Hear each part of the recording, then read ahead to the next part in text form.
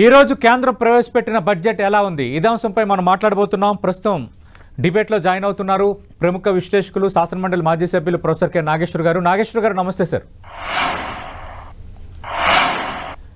నమస్తే మిత్రమా. నాగేశ్వర్ గారు, ఈ రోజు బడ్జెట్ ఎలా ఉందంటే ఏం చెప్తారు సార్?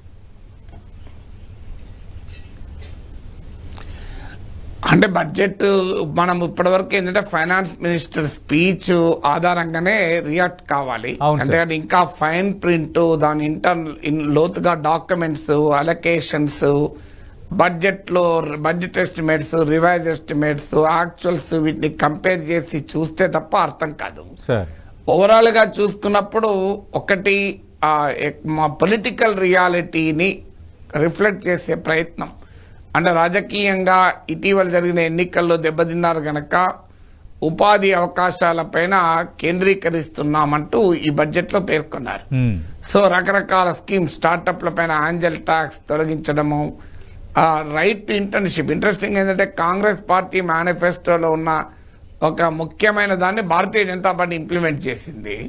సో కాంగ్రెస్ మేనిఫెస్టోలో రైట్ టు ఇంటర్న్షిప్ లాంటి చట్టం తెచ్చి టాప్ కంపెనీస్ లో యూత్ కు ఇంటర్న్షిప్ ఇస్తాము అని హామీ ఇచ్చారు. సో అందులో మీకు రైట్ టు ఇంటర్న్షిప్ కింద 500 టాప్ కంపెనీస్ లో 1 కోటి మందికి internship, paid internship, 5,000 rupees monthly remuneration stipend ఇచ్చి ఇంటర్న్షిప్ ఇస్తామన్నారు.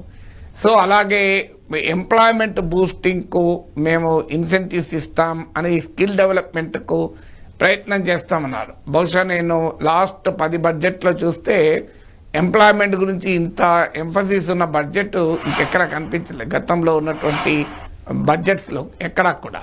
సో అందువల్ల ఈ బడ్జెట్ లో చాలా క్లియర్ గా ఎంప్లాయ్మెంట్ పైన ఫోకస్ చేసే ప్రయత్నం అయితే ఫైనాన్స్ మినిస్టర్ స్పీచ్ లో కనబడింది. అల్టిమేట్ గా ఎలకేషన్స్ లో అది ఎంత మేరకు ఉంది, ఎందుకంటే ఆమె బడ్జెట్ ఫైనాన్స్ మినిస్టర్ స్పీచ్ లో ఎలకేషన్ గురించి పెద్దగా మాట్లాడలేదు ఆమె. అందుకే మీరు గమనించండి, అంతకుముందు అవర్స్ టుగెదర్ మాట్లాడేది. ఫైనాన్స్ మినిస్టర్ స్పీచ్ అంటే 2 గంటలు ఉండేది.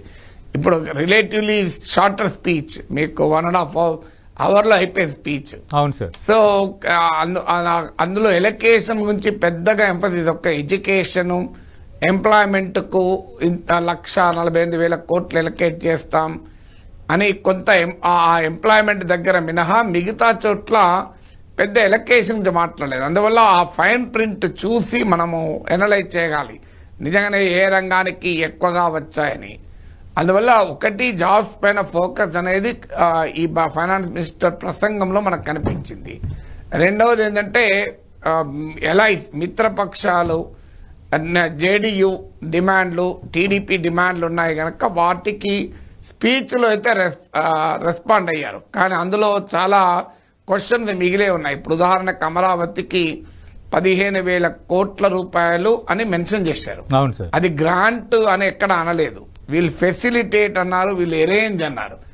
ఎరేంజ్ అంటే ఇప్పుడు మీరు నన్ను ఒక 1,00,000 రూపాయలు కావాలి సార్ అని అడిగారు అనుకోండి, నేను ఇస్తున్నాను అనడం వేరు, నేను ఎరేంజ్ చేస్తాను అనడం వేరు, నేను ఫెసిలిటేట్ చేస్తాను అనడం వేరు. నీకు బ్యాంకు నుంచి లోన్ వచ్చేందుకు నేను ఫెసిలిటేట్ చేస్తాను అంటే నేను ఇచ్చిన కాదు అది. ఎందుకంటే దాంట్లో అమరావతి విషయంలో మల్టీలేటరల్ డెవలప్మెంట్ ఏజెన్సీస్ ద్వారా 15,000 కోట్లు రావటానికి ఫెసిలిటేట్ చేస్తామని కేంద్రం అన్నది. So what exactly the facilitation అంటే దాని వడ్డీ కేంద్రం భరిస్తుందా, లేదా అసలు కూడా భరిస్తుందా, అసలు వడ్డీ ఏది భరించకుండా ఆ ఏజెన్సీలతో ముచ్చట పెట్టి మాట్లాడి ఇప్పిస్తుందా, మరి ఏంటి, what does it mean by facilitate? We're giving అని అనలే, గ్రాంట్ అని అనలే. బడ్జెట్ లో మేము 15,000 కోట్లు స్పెషల్ అమరావతి డెవలప్మెంట్ ప్లాన్ కింద ఇస్తున్నామని మెన్షన్ చేయలే. అందువల్ల ఆ అనుమానం. ఇక మిగతావి పోలవరం పూర్తి చేస్తామని అన్నారు, కానీ నిర్వాసితుల భారం కూడా అది ప్రధానమైంది. పోలవరం పూర్తి చేయడానికి ప్రధానమైన అంశంగా ఉన్నది పోలవరంలో డయాఫ్రమ్ వాల్ ఏమైంది, ఆ వాల్ ఏమైంది, ఇదొక డైమెన్షన్. దాంతోపాటు నిర్వాసితులకు అయ్యే ఖర్చు చాలా 1,000 కోట్లకు వెళ్ళిపోయింది. సో ఆ నిర్వాసితులకు అయ్యే ఖర్చు మరి కేంద్రం పెట్టుకుంటుందా లేదా అన్న క్లారిటీ లేదు. We're committed to the completion of Polavaram ఉన్నారు. ఎలాగో కమిటెడ్, అది పార్లమెంట్ చట్టం కదా.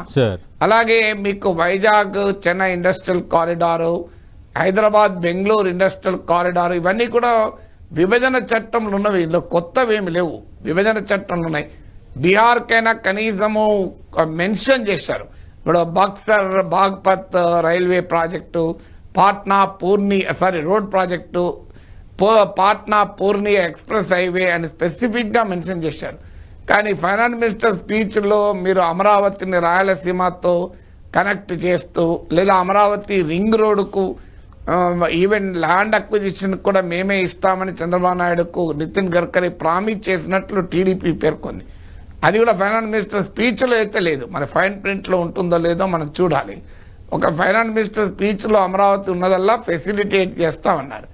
ఇక బ్యాక్వర్డ్ రీజన్స్ గ్రాండ్ డెవలప్మెంట్ కు సహాయం చేస్తామన్నారు. ఇవన్నీ కూడా స్టేట్మెంట్, పొలిటికల్ స్టేట్మెంట్ లాగా ఉన్నాయి. అంటే ఇన్ని డబ్బులు ఇస్తున్నామని ఎక్కడ అనలేదు. గతంలో మనకు వెనుకబడిన ప్రాంతాల అభివృద్ధికి జిల్లాకు 50 కోట్లు ఇచ్చి చేతులు లుప్పుకున్న అనుభవం కూడా ఉంది. 7 జిల్లాలకు కలిపి 350 కోట్లు ఇచ్చారు. సో అందువల్ల ఇప్పుడు ఎంత ఇస్తారు అన్నది ఇందులో కమిట్మెంట్ ఫైనాన్స్ మినిస్టర్ స్పీచ్ లో లేదు. సో అందువల్ల we have to wait for some more time to get the fine print.